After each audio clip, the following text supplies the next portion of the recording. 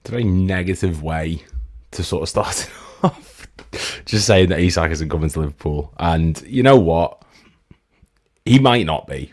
There's no guarantee. There's no guarantee of anything. Maybe Alexander Isak won't come to Liverpool, but we're going to go into it today. Welcome to Anfield Index. Thank you very much for joining us. Make sure to click like and subscribe, all the usual spiel that comes along with these things, because there's plenty to discuss.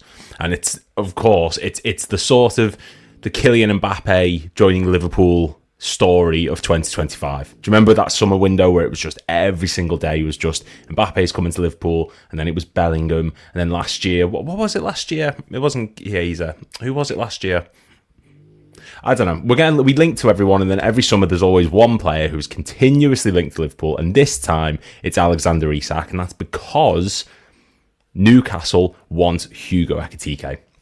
Now, this is something that's been dominating the news headlines. This is something that's been going on and on and on for the past few days, and it doesn't seem to be going anywhere. It actually seems to be building a bit of traction. It seems to be something that's continuously happening in the media. People are discussing it, and by all accounts, Newcastle want Hugo Ekitike. They've tried to sign him before in the past. They tried to sign him back in 2022. I think they tried 2023 as well.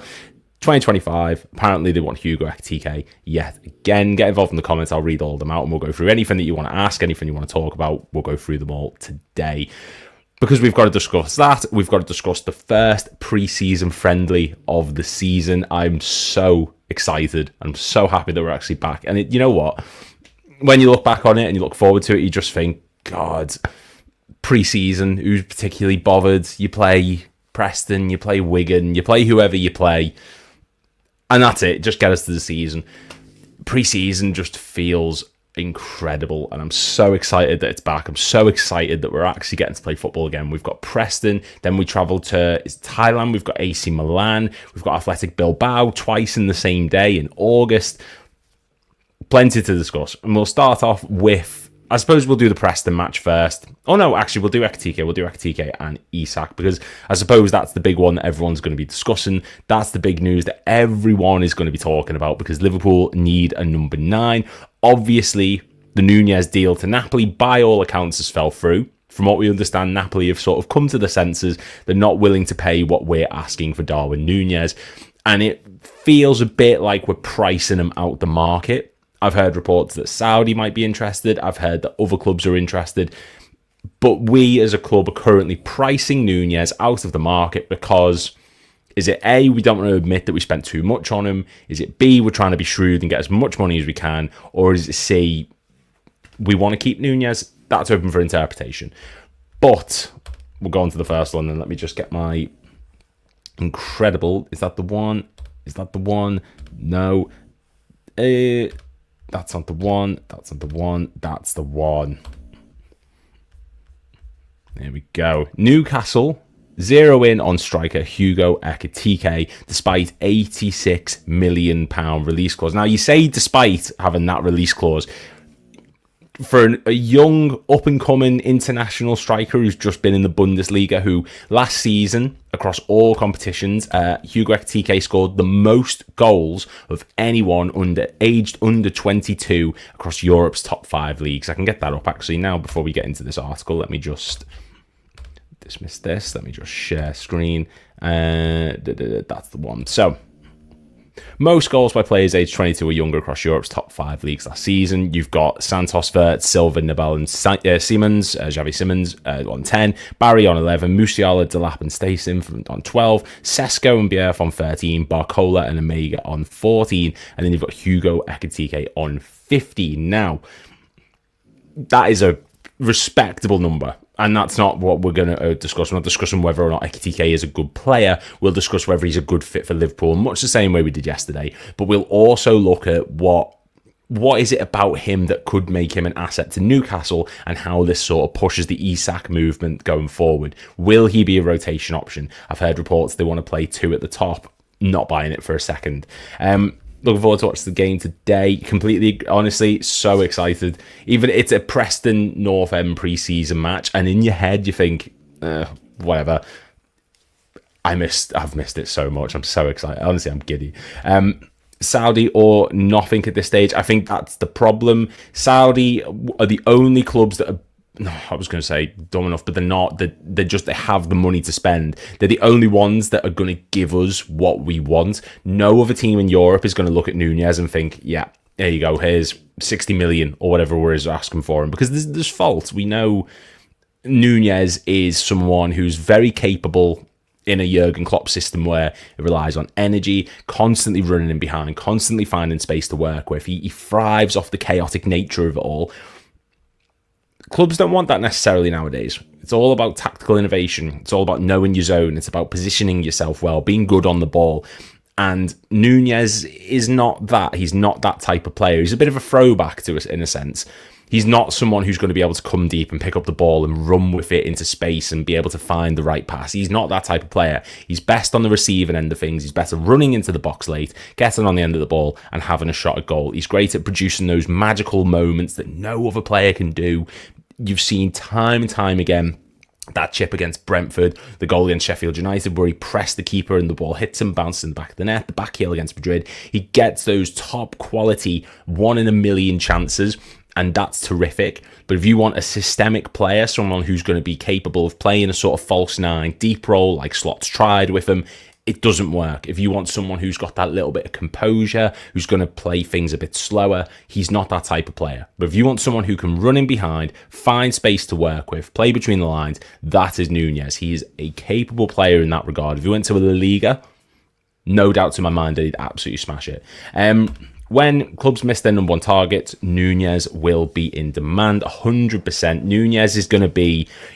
he's not going to be here next season. He really, really will not be. He'll probably be included in the match today, of course, because he's still in and around training. He's still there. It's not like the club have said to him, look, you can go, so don't bother turning up. This isn't a Gyökeres situation.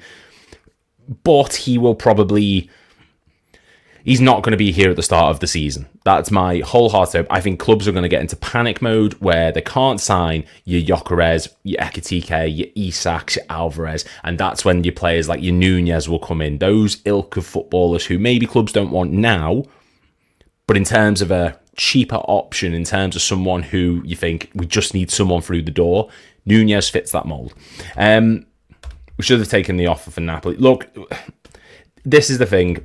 Trust the Edwards team to get the deals done. And this is it. They will not have held out on this if there wasn't a plan in place. They're not. They might be being stubborn, but the track record we've got recently in years proves that it was the right decision to make. Obviously, we saw what happened with Jordan Ibe when we sold him. We saw Dominic Solanke. Just last summer, we sold Carvajal and Sepp van den Berg for close to £60 million. The club know what they're on about. They understand what they're doing. And if they decide that Nunez is worth more and they can get more, I've got no doubt. Where is Dave? I'm covering Dave because Dave is on holiday. I'm sorry, I'm not Dave. I didn't do the whole good morning, good afternoon, good evening introduction. I'm here temporarily, so you'll be free of me soon. I promise you, he will be back soon. He's not gone. He's just taken some time off, but he will be back, and I will be back to the darkness from whence I came. Liverpool have to bid for Rodrigo to see where they are on him. I imagine we'll be there or thereabouts. I imagine that we probably will be involved in that conversation. Any club with a brain is looking at Rodrigo at the moment. Top quality European player. One of the best on the ball. One of the best at running with the ball. His passing, suspect at points. Maybe his finishing at points. But in terms of players who are capable of beating a defender, going one-on-one, who can drift out wide, but are also capable of coming inside. I think he got 10 goals the season before last in La Liga alone, Rodrigo. There's few better. It is just going to be a case of wage and fee. Are we going to be able to do that? Is that a deal that we'd be looking at? Maybe, maybe not. We can look at that today. With the links that Edwards was wanted in Saudi in the past, they feel that Edwards has good relationship with Saudi. That could pave the way for both Nunez and Diaz. We don't want to sell to Champions League rivals. Yeah, look, I hope that I don't want Edwards and this Saudi link to crop back up, but it is it's an interesting take to make on it, but it depends what the club is that wants Nunez. Just because he's got a good relationship with another club doesn't mean he necessarily has one with the club that want Darwin Nunez. There's a lot of different aspects, and Saudi are the only clubs that are going to stump up big money for Darwin Nunez because they're not really too bothered. They're not really arsed. They're just going to say, right, here's 70 million, just bring him in. Why not? It's a big name player, because he is a big name player, Darwin Nunez. For right or wrong reasons, he will get attention. He can go there and he can tear that league apart. We've seen Alexander Mitrovic, who, brilliant in the Championship, good in the Premier League to a certain extent. He's gone to Saudi and he destroyed it. Darwin Nunez will do exactly the same thing. But for Nunez's career, I think it's too early for him to be looking at that. He's capable of getting into a lot of European sides. Serie A seemed like a good place for him. Just because Napoli didn't want him doesn't mean that other teams aren't going to be interested. And I do think that he will move on to a European giant. Selling them to a Champions League rival, you can say that about any team, essentially. And if that's our parameter, if you can't sell a player to a team who's competing for you in the Champions League, the way I'm looking at it is I'd rather it be a Nunez than someone who has a brilliant track record for us. Do you know what I mean? Like, if we don't want to sell to Champions League rivals, but I'd rather be selling a Nunez to a Champions League rival than a Salah or a Gakpo or a Diaz or something like that. Like, we know Nunez's capabilities. I wouldn't be too nervous selling him to a Napoli or something.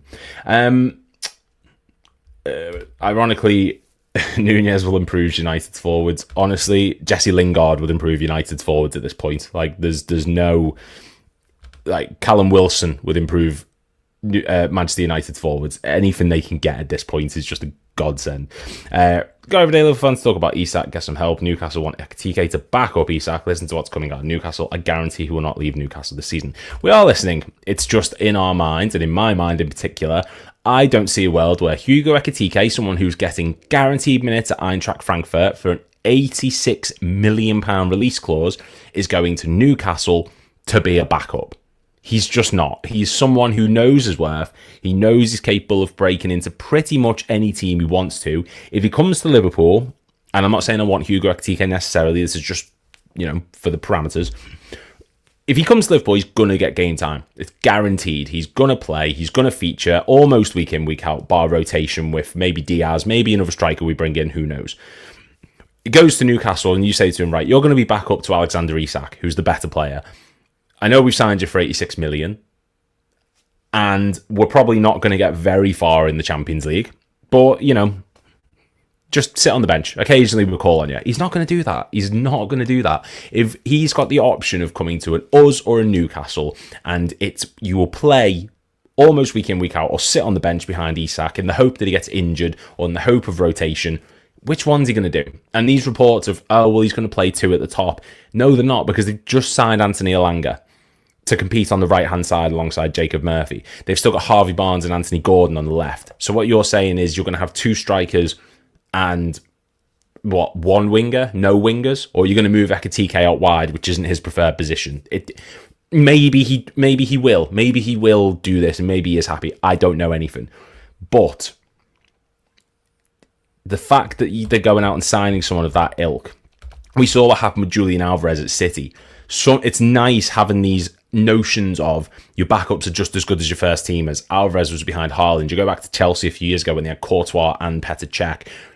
It's great having these reliable backups, but they're only going to be satisfied on the bench for so long. A lot of them want to move on. A lot of them want to get first team football. And Ekitike is not even in the prime of his career, still a young kid. He can go wherever he wants and he will get a lot more minutes than sitting on the bench for Newcastle, occasionally rotating. And if you're playing two at the top, then you're going to have to lose, Elanga's position, his preferred position, Anthony Gordon maybe. It doesn't make sense. So, his name is Isak, and tell me a top club not talking about Isak. Yeah. United do need a striker to compete hard for the 18th place trophy. Mate, honestly, Man United need a lot of things. They really, really do. And it's fun to laugh at. It's fun to see, but yeah, it is what it is. But anyway, we will carry on with the article. So yeah, Newcastle interested in Ekitike. Manchester United again. Newcastle United have rekindled their interest in French forward Hugo Ekitike as they look to find a striker to play alongside Alexander Isak. Having missed out on João Pedro earlier this month, which we knew about, he obviously went to Chelsea, and they've lost Callum Wilson since then. So maybe there is a desire to bring someone in, but it's an expensive rotation option unless you know Alexander Isak is going to be moving on. I'm just saying. He preferred the move from Brighton to Chelsea. With Champions League football and 3 domestic competitions to contend with next season, Newcastle cannot expect Isak to play in every single game and need to rotate their forwards. They've just signed Anthony Elanga on the right-hand side, who's ready to compete with Jacob Murphy. And they have William Osula. They're the only options they have up top. Absolutely fine. I completely agree that they do need a backup. In June, it was revealed that Newcastle was still tracking Ekitike, but should they pull off the transfer, it'll be a major coup given how well he's played in the Bundesliga for Eintracht Frankfurt and for the France under-21 side. Given the fact that United, Liverpool and Chelsea have all been linked with a move, this is naturally caution on Newcastle, but they're looking into the possibility of doing a deal with the German club. They'll have to pay the full fee, which is £86 million. They've also tried and sign Ekitike twice before, first in January 2022, which we touched on earlier on, and again in the summer window later that year. A deal was close to being completed on both occasions, but the player decided to join PSG. He then joined Eintracht Frankfurt. So, it's someone who clearly Newcastle wants. It's someone who they clearly think fits their system. They're very, very adamant that they would like him. And I understand why. You completely understand the rationale behind going for an Ekitike. He's a good player. He's a project. If he is someone they want to rotate around Isak, he's someone who can develop into a first team. But you only do that if you know, A, Isak is going to be leaving, which I know he's been linked with a lot of moves to, or you're changing your whole system. And if that's the case, you wouldn't have signed Anthony Elanga. It doesn't make sense. You've just spent $55 million on a left winger to compete with Anthony Gordon, who, from what I've heard, doesn't seem to be going anywhere at the minute. So it's all up in the air. I think they sell Anthony Gordon to get Ekitike. Maybe, but then you're losing your rotation option on left wing. They'll have to go out and sign another player there. Will Newcastle do that? Possibly. They've got the funds, but you're spending $85 million on Ekitike. You've got Anthony Elanga who's just coming for £55 million. So you're pushing how much is that? $130 million.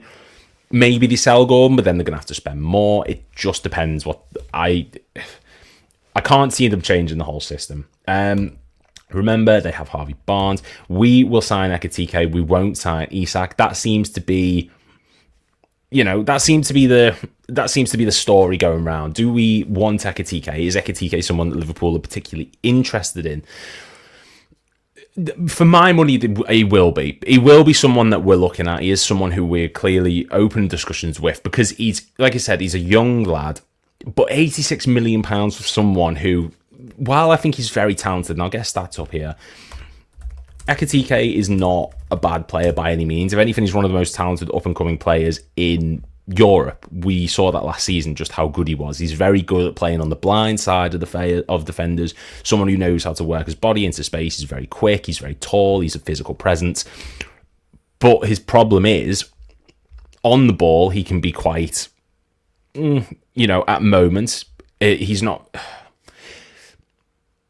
I don't know how to explain it. I don't know what it is. It's just Ekitike feels like a project. He just feels like someone who we'd be looking at in the long term. And right now, given how we've been in this summer window, we've signed Florian Wirtz. We've gone out and we've signed Kerkez, Frimpong, players who are for the future, but are capable now of fitting into the first team. Kerkez was the best left back in Premier League last season. Frimpong's been one of the best right backs in Europe for the past 2-3 seasons. Wirtz is the best midfielder in Europe for the past 2 seasons, maybe 3. And now we need a striker. And we're not in a position to sign someone like an Ekitike, who, while he's done very well in the Bundesliga last season, scoring 15 goals and picking up 6 assists, he's a project, and we need someone who can come in and hit the ground running and propel us to the next level, because we can't be relying on Salah the whole time. We can't be relying on Diaz and Gakpo. We need someone who's able to come straight in and make things happen. And Ekitike can do that, but is it to the extent that we need? Is it going to be to the level that we need? Or are we going to have to wait 2-3 years down the line to see him at his absolute best? And even if it doesn't work, we then find ourselves in a position where we're in now. So I'll share the Ekitike stats. There we go. So Ekitike, 0.51 goals. This is in the top 29% of forwards, and this is across Europe's top 5 leagues. This is the top 5 leagues in Europe, plus the Champions League, the Europa League, the Conference League, across the past year, across the past 365 days. So it started the season till the end of the season. This whole chart is compared to every other striker across Europe. You then go through, And this is a key strength of Ekitike. It's progressive carries and progressive passes received. He's very good at picking up the ball and running into space with it, but he's also great at getting on the end of it because he's a very quick, direct player who's also intelligent enough to shimmy his body and be able to play on the blind side of defenders, find space to work with, space to get in behind. He's very capable at playing the hold-up game while also capable of playing the Darwin Nunez game. Get on the end of it, keep running into space, find the ball, and then make things happen. He's a very versatile player in that regard. That's not a problem whatsoever. His shooting, obviously we've seen his goals, but he's in the top 7% for shots per 90, 3.74, 1.49 shots on target, which is a 40%. He's in the top 49% of that margin. So he's a very erratic shooter in much the same way like we see with Darwin Nunez. I think Nunez might have a similar sort of shot on target percent. His passing is actually quite good. His short range passing, medium, even his long, like for a striker, that's really not bad. He ranks in the top 10% of assists, key passes, 1.6 per 90. So he clearly fits that system of, while he's capable of getting on the end of things and making things happen himself, having a shot at goal like we've seen, he's very good at playing with the ball, playing to the strengths of others, and that's where Nunez really lacked last season. While Nunez is great at having the ball squared to him at the edge of the box or in the air, that's fine.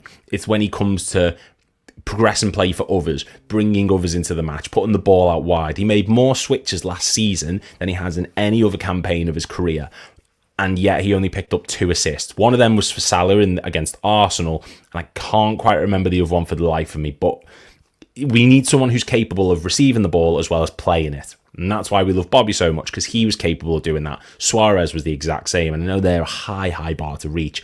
Ekitike so far has proven that he's capable of doing it. But again, he feels like a project. He feels like someone who might struggle in the Premier League.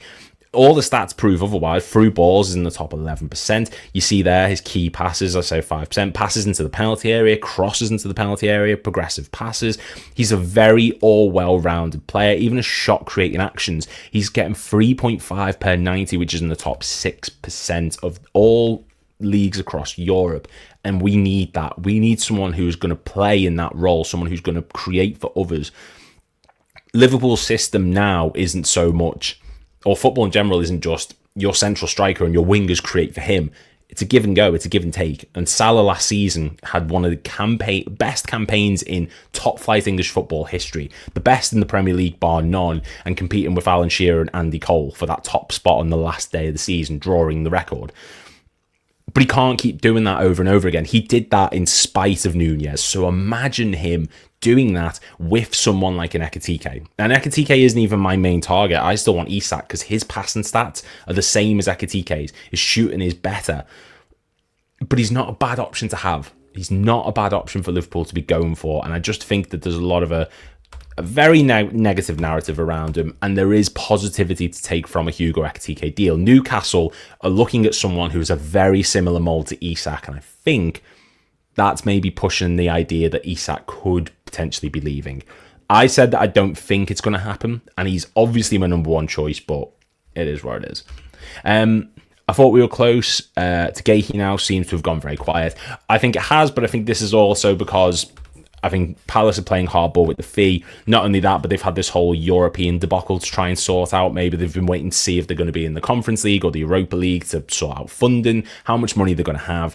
It's been a tumultuous few days for Palace. So I think they've been waiting for that to die down, settle, and then they can see where they are, assess, and move from there. Now that they're in the Conference League, are they going to be able to haggle the price? Is Gehi going to be happy with that? Is he going to want to force the move more? Will they have to come down in price? Because don't forget as well, Chelsea have a sell-on clause in this deal. So whatever we're paying to Palace for Gehi, I think Chelsea get like a 10% cut of it. So they're going to ramp up the price more to, accommodate that 10%. So there is a lot of different things. I think Gehi's a waiting game, maybe one Palace season and we can be in for. And maybe, don't forget, we've got Konate potentially leaving. Maybe there could be something there where Konate's off, so we bring in Gehi. Who knows? I'd be happy with that if that was the option. Next year, Isak will be 27. We won't pay 100 million for a 27-year-old. Not a chance. I heard it's all done and wrapped up for Ekitike. We're just waiting on the Nunez sale. Potentially, and look, it's a good point, but Isak at 27 is putting out some of the best numbers the Premier League's seen. So I don't know. And this isn't a Jurgen Klopp system whereby you have to be incredibly young to really fit. Obviously, Milner and Henderson were sort of exceptions to that rule, but we saw like what happened with a Diogo. His body just couldn't take it. Players in slot system aren't required to move as much. There's not as much relentless pressing. And I think it's easier on you. It's an easier system to fit your body's requirements. So 27 in this, maybe it's not too bad. Isak won't be happy with the wages. Ekitike would be on, and he'd have to be the highest paid, number 20, potentially. Let's face it, Ekitike is a gamble and an expensive one. That's my point exactly. While I think he's a very talented player, would fit the system, he is also someone who's unproven. We saw what happened at PSG. He really struggled in that sort of environment. There'd be a lot of pressure on him. If it doesn't work, we're in this exact same position 2 years down the line, 3 years down the line. And maybe the market, the centre-forward market, is smaller, because it has been decreasing in recent years. Malik Fofana will be on our list as well as Diaz replacement. I want Fofana so much, and you can get him for cheap as anything given Lyon's situation, which is a cruel way on looking at it. But, you know, until Konate leaves for Madrid, I see no panic in getting a new centre-back. Yet Virgil is solid, Gomez is back healthy, and Endo can slot in there if need be. Now, here's my problem with that. While I admit Van Dijk's, you know, best centre-back in Premier League history, Gomez is back healthy. That's not true. Gomez will break down again. Gomez will have problems. And we were saying going into last summer that we were short at centre-backs because of Gomez's injuries, because we thought Konate was injury-prone, which has been debunked the past 2 seasons. And Endo is a midfielder who you're makeshifting into a centre-back. You can't be doing that. You lose one of them, and then who's your option? A midfielder who's having to deputise in the back four, which isn't a good option, or Gomez, who is more than likely going to be injured majority of the time. We need to sign a centre-back. There's no immediate panic. I think we need a striker more so than we do a centre-back, but it can't be left the way it is. We cannot have Wataru Endo as our 4th choice, potentially 3rd choice most of the time, because Gomez will inevitably get injured. We've got players like Narlo who are in the youth teams, who we saw what happened in that PSV game. He struggled. Maybe he will get minutes next season. We don't know. But like this is saying, Endo cannot be relied upon to start a game in the Premiership. Absolutely. In midfield, if you need someone like that Michael Thomas kind of role, that James Milner, the Mark Walters, that player who you can bring on to grind a game out and see the game through, Endo is your man. Not at centre-back, not playing in the defensive role. We saw him do it a few points last season. He did it against Accrington Stanley, and he did it in another game towards the end of the season. We really struggled. It's gone from my mind completely, but we can't be having that. We cannot have that as our backup option. We need a solid, solidified centre-back option like a Mark Gahey, like a Belieber from RB Leipzig, Luke but there's so many different players that we could be looking at over Wataru Endo, who is a very capable... He's a brick house. You know, bring him on, he will see a game out for you, no problem, but not as your starting centre-back. If Gomez gets injured, then we're down to like 2020-21 season, where we had Ozan Kabak, Nat Phillips, and Reece Williams. And Ben Davies was there, I suppose, probably in catering or something. Didn't Lyon's relegation get overturned? So unlikely Fofana will go on the cheap. If it has, they will still be in financial problems because they'll still be teetering on the edge. The fact that they got relegated and then they've been able to fight it back means they're like bordering. So they will have to sell. They're not going to be like completely, okay, everything's fine. They're going to lose big name players because players aren't going to be happy sitting there knowing that their future's up in the air. They don't know what's going to happen. So that is what it is. I don't think we're looking at Gordon. I hope not. That ship has sailed. Fofana for me, or Dibling could be a steal. Look, Dibling he had good moments last season, but I just think he was he was Southampton's shining light, and I think he was the player who stood out because everyone else looked so poor. On paper, Tyler Dibling is not a bad option. He's really not, but you're talking about an extortionate amount of money for him. I believe I saw something that was saying £60 million. He's had one season where he's looked, good. But in actuality, let me get the stats up here for you. And I'll do this in the 2024-25 Premier League season because that's been his only senior campaign. Okay? This is the thing we're talking about. Because a young lad comes through. Who was that one who scored against us? It was Brighton, by the way. Someone just put, yeah, it was Brighton. I knew it was. I knew it was a loss, but I just couldn't remember what it was. Let me just see if I can get Tyler Dibling's scouting report. Tyler Dibling, there we go. This is the world we're living in now, where because a player has had one season and he's young, suddenly he's worth £60 million. Why? Why is Noni Madueke worth £50 million and Bayern are trying to bid 44 for Diaz? You've got a Premier League proven, title-winning number 9/left winger who's won a myriad of trophies at Liverpool and has been one of the best left wingers in the Premier League for the past decade. And then on the other hand, you've got Noni Madueke and Tyler Dibling. One's young and has one top flight season, who are apparently worth more. Why is age worth more money than proven track records in the Premier League? It doesn't make sense to me. And Tyler Dibling is another person who fits that mould. Look, the lad's young. I'm not going to dispute that. He's got 2 goals in 33 games. Successful take-ons and his pass completion, terrific. But look at Jeremy Doku as an example of someone who is great at running with the ball. We saw what he did to Trent. Join the club. But it's your end product. It's what you do with it. It's all well and good having someone who can run at players and beat them, but if you can't pass the ball for a penny, what's the point? Tyler Dibling, while I do think he's very good, he's great at running into the box, cutting inside. Terrific player. For a Southampton, for a team that's just been promoted. He reminds me of Jack Clark, the one who used to be at Tottenham, who went to Sunderland, and I think he was at Leeds at one point as well, where because he's the young hot commodity who had a good campaign towards the beginning, his price gets ramped up. But in actuality, when you look into it a bit deeper, all Tyler Dibling is good at is picking up the ball, running with it, laying it off to someone, and then that's it. That's all he's really good for. His shot creating actions in terms of his take-ons, he's someone who's very capable on the ball, and defensively as well, he tracks back, and Southampton expected a lot of that from him. He's in the top 9% of dribblers tackled, which is great to see, someone who's happy to press, go back and forward, but that's because his biggest strength is picking up the ball and running with it. So obviously they're going to make him track back, because if you put him anywhere else up top, if you leave him up top, nothing's going to happen with it. So I just don't think Tyler Dibling is necessarily the answer. But he's a good player, don't get me wrong, but he's just not worth the £60 million that people seem to be touting around for him. Dibling's not proven in a top team yet, definitely not ready to step up. Because Diaz likely only has 1 to 2 years at the top, Salah is the only good winger above 28 at the minute. Sane next best. Wingers decline rapidly at 29 or 30. You're not going to pay $50 million for Diaz to get 1 good year of him. That's true. That's absolutely fine. We saw what happened with John Barnes back in the 90s, where he was playing on left wing. Roy Evans came in, pushed them back to midfield, and because he got pushed back, it allowed Michael Thomas to sit that little bit deeper. John Barnes was able to venture forward and dictate the game from the middle. That's fine. And some wingers do decline, but we saw like what happened with Iron Robin, Ribery.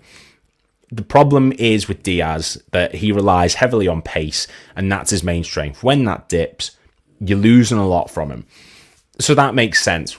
But I just think, given the fact that he's the age he is, someone who is able to play in that number 9 and play left wing, and has proven on a consistent basis, bar maybe a few patches where he does go missing, like the middle of last season, I just think he's worth more than a Madueke, who you can look at and think, yeah, he's a good dribbler, he can score a goal, and he's young.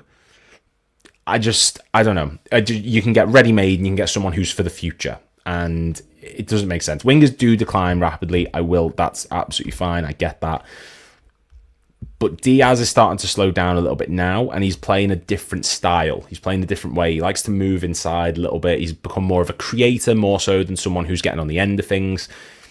I don't know. You have to remember, for Liverpool, no one's off the table. Players want to come to Anfield. This is different than any club ever. Completely agree. That's fine. And look, that's why we've signed Florian Wirtz this season over Bayern Munich. That's the true testament of it. It's why we signed Torres back when we did in 2007. Like we are capable of bringing in these big name players. The name carries a lot. And I just don't think that some of the players that we're linked with at the moment fit that mould necessarily. Diaz wants big wages, so club's trying to lowball the fee. I know that there was a report that he was on 70k and that got disproven. I think it was close to 140, which, if he wants more, fine. The club should not be breaking the bank to give him it. I think if he wants a new deal, perfect, fine. Might be cheaper to buy Lyon as Michael Edwards' second club project than buy Malik Fofana. I don't want to end up in a situation like Palace have just had. Don't want to be doing that. Lyon can stay far away. Didn't we buy, who was it we bought recently? Was it Toulouse? Who was the French team that we bought recently or we were in talks with? I think it was Toulouse, wasn't it? But I might be completely wrong with that. My mind goes blank. Diaz doesn't want big wages. He just wants more than what he's getting now. He's one of Liverpool's lowest earner. Yeah, and look, that's fine. He contributed a lot last season. He's been doing it for a good few years. And he's entitled to want to earn more. And I think if he went to a Barcelona, he'd probably get it. But they haven't got any sense with money, as we've seen in recent years. So, buying a team called Toulouse is a bad omen. And what is your prediction for Liverpool versus Preston goals and assists? And that's what we're going to move into now, because we do play our first preseason game, 3 o'clock today. We're travelling to Deepdale Road. We're going to be playing Preston North End for our first preseason match. And it is, of course, the Jota, not memorial, but there is some sort of, there's a lot of things going on around there. I'll get this. To start off, Preston have said that they're offering 3 matchday programmes dedicated to Diogo Jota and Andre. For all supporters with a match ticket on the day, multiple members of staff will be around the ground handing out programmes, which is amazing to see. That's a beautiful gesture. And I know that both teams are going to be wearing the black armbands. There's going to be a minute's silence. There's going to be Jota and Andre on the screens. It's lovely to see that teams have embraced this as much as they have. And Preston North End, it's a true touch class. And yeah, it's lovely to see. So we do appreciate it. Thank you so much. But in terms of the squad that we are going to be using, so I've got an article up here on the potential team that Liverpool could be utilising. I did have the article up on my screen, but it seems to have closed. Let me just reopen it for you. Give me 2 seconds. Because there's a lot of young lads that could be getting utilised today. Do I think that we're going to see the big name players? Do I think we're going to see Vert? Do I think we're going to see a Kerkez, a Frimpong? Who knows? I mean, if we seen in the season in 2017, we signed Salah and we signed all these other players. There was a very sort of, we used a lot. We do use a lot of the older lads in the team. I know there's a few that can't be getting used today because of various reasons, but yeah. So obviously there's the Jota Memorial, retired the number 20, which is amazing. Oh, go away, Google. Do not care. Right, well, this article seems to be going pretty pants. Here we go. So this is the article. I'm not going to cast it because it just seems to be putting up a Google ad. Normally play 2 teams 45 minutes each. That's absolutely right, they do. And this is the thing. So new faces: Florian Wirtz, Milos Kerkez, Jeremy Frimpong, Giorgio Mamardashvili and Armin Pexi, as well as Freddie Woodman, will all be in contention to make their Liverpool debut. I imagine Mamardashvili is probably going to get game time. He'll probably start. And I imagine maybe Freddie Woodman, because it is his former club. That makes sense to me. It's a nice sort of thing, a narrative to add on it. Florian Wirtz is also, as I say, is going to be there. It looks like he's wearing the number 59 shirt at the moment during pre-season, and Kerkez is wearing the number 57. That, to me, is saying we're waiting on sales or to see where things are before we give you the new kit. Youngsters who may feature: Trey Neone, that's a big one who could feature. Rio Ngamoa, the one who's just obviously started contract discussions a couple of days ago. I think that was yesterday or 2 days ago for a new contract. And Amara Nalo, the one who played against PSV and obviously got sent off. That is what it is. And we're playing Preston North End, Paul Heckenbottom. Who does everyone think starts? We'll start off in goal, because obviously it does just change at half time, but we'll guess who's going to feature, because for me it's going to be Mamardashvili and Freddie Woodman. I imagine they'd be the two. Mamardashvili needs the game time. Alisson's there, I think, but I'm pretty sure he won't feature just yet. Obviously everything going on. He seems to be taking it quite hard as well. So I think that there will be Mamardashvili, his first game for the club, and Freddie Woodman, being that it's against his old side. That, to me, makes complete sense. Frimpong and Bradley, 2 options out on the right-back position. Jeremy Frimpong, there were reports that he was limping yesterday or the day before. I haven't heard anything since, so I assume he's going to get game time. I imagine Narlo will probably play. Gomez will get game time, get him back up to fitness. Kerkez will probably start, rotate with Robertson and Simicast. There's 3 options there now currently. Do I think Wirtz will play? Yeah, but I don't think he's going to start. I think he'll come off the bench as the game goes on. I imagine Szoboszlai will probably feature. Trainioni will start. Rio and Gamoa will start on left wing. Right wing, could we see Chiesa potentially up top? It'll probably be Nunez. There's so many different options. I imagine Diaz might come on and maybe go through the middle. It's weird because it's not like a normal match where you can just sit here and predict who's going to play every position, because we don't know. We really don't know. We remember last season where...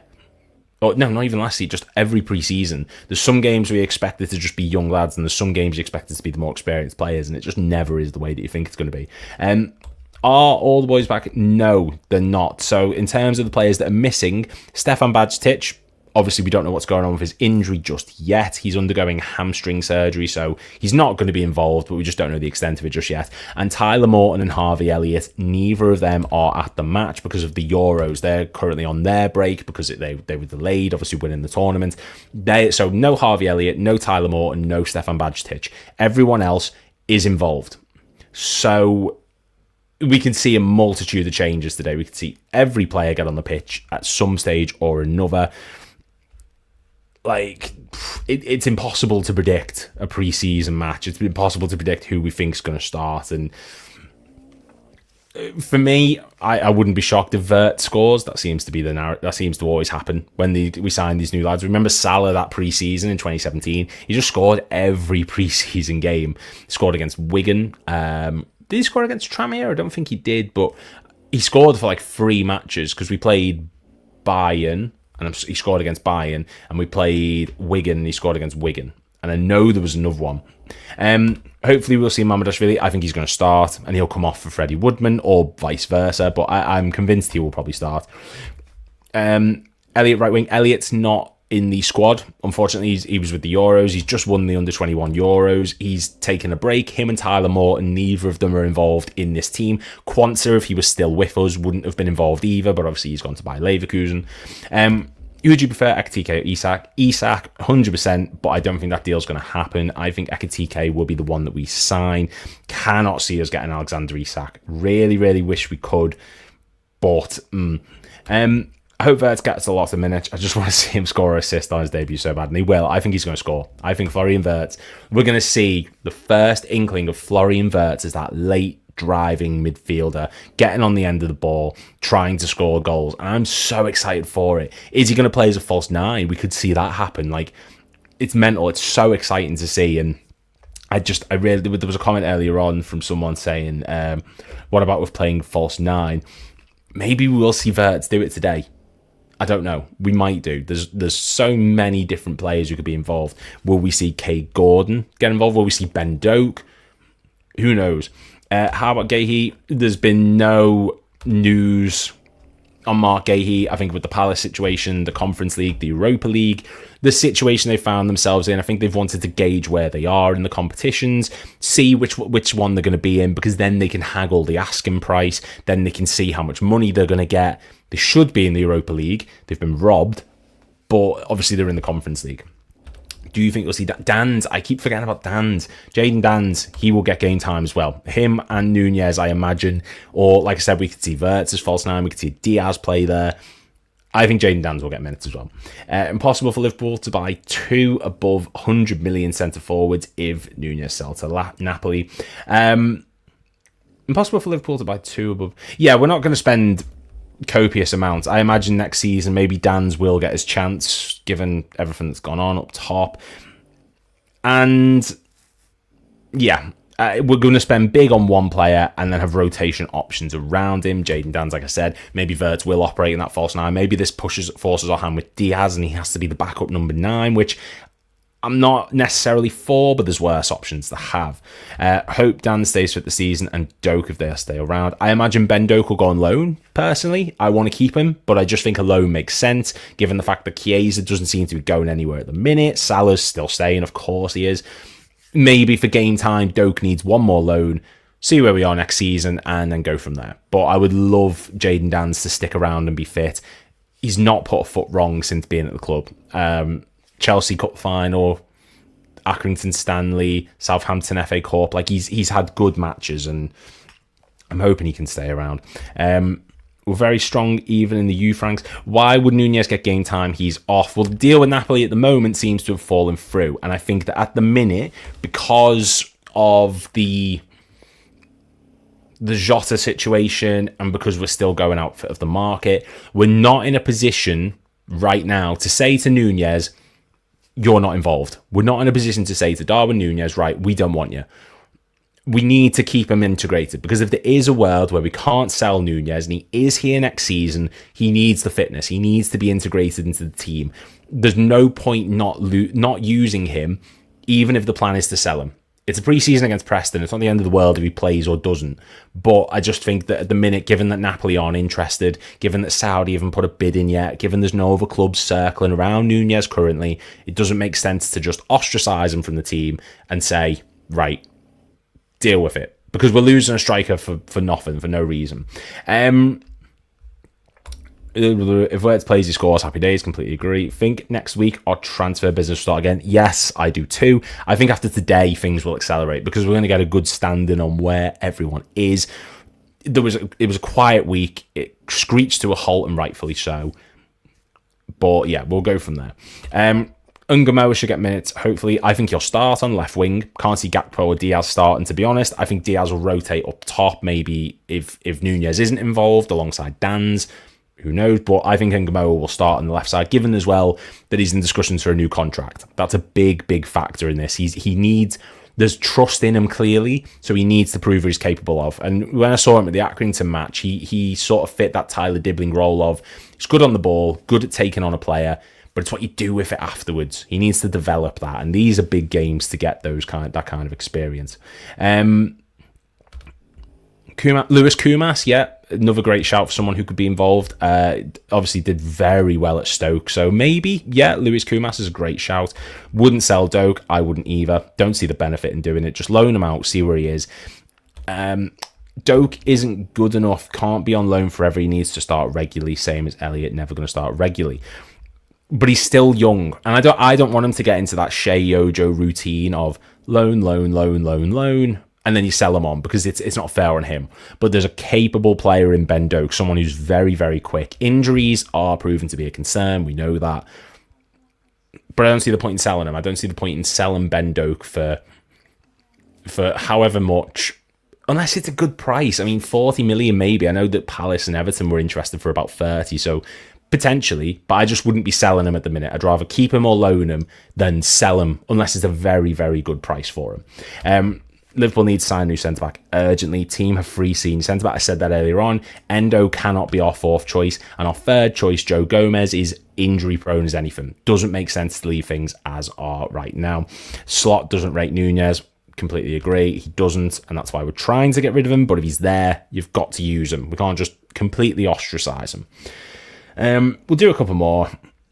And then we will shoot, guys. I can't wait this season's games. I'm feeling positive, me too. And I hope that, given everything that's gone on with the Jota news, I hope that it can be something that's used as a motivator. Because I think Diogo Jota would not want this to be his passing being used as a negative aspect. I think Diogo Jota would want his passing to be used to give everyone strength, to galvanise the team and push them forward. That's how he would want to be remembered. He wouldn't want it to be misery and sadness. He would want it to be a positive atmosphere pushed forward to propel this team to new heights. That's how you honour Diogo Jota. That's how you remember Diogo Jota, by pushing and fighting and using his memory to get the best out of this season coming. That's how you remember him. And I think that the players will use that as motivation. And I'm fully confident going into next summer, that this season, that is how things will go. We'll do it, like I said, guys. We'll do a couple more. The comments are flying in. I love it. Just my opinion is not good enough. Just not for us, and that's a bad thing. Loads have had good careers at other clubs. Yeah, no, I get that. And like Elliott's the same type of thing. Harvey Elliott's too good to be necessarily sat on the bench as a backup. Doesn't fit our system. He could go to a Brighton or an Aston Villa or a Brentford, and I think he'd absolutely fly. Same with Nunez. He's not good enough to be here, but you could send him to another club. I think he'll fly. Ben Doak could be the exact same. There's a couple players that we've sold. Luis Alberto, Iago Aspas, Dominic Solanke. You sell these players, they go off and they do very well. Just because they don't do well for us doesn't mean they won't do well at another team. And Ben Doak could be that type of player, but I want to see him given the chance because he's not done anything so far to say to me that he hasn't been good enough to be given first team opportunity with us. I want to see it. And dip a like. And that's how we're going to end it, guys. Thank you very much for watching. Thank you very much for getting involved in the comments. It's been incredible to see. Make sure to click like and subscribe. If you want to check out my channel, it's Beyond the Cop. Come and subscribe to that. You'll see me a lot more regularly over there. And thank you to Anfield Index for having me involved. Like I said, Dave will be back soon. But if you liked seeing me, let me know in the comments, because it really does help and it feeds my ego. So thank you very much, guys, for watching. Let me know what you think of the upcoming Preston North End match. Preseason is back. It's our first game before the 30th of July, where we play AC Milan in Hong Kong, I think it is. And yeah, thank you, everyone. Thank you. And I will see you all, guys, in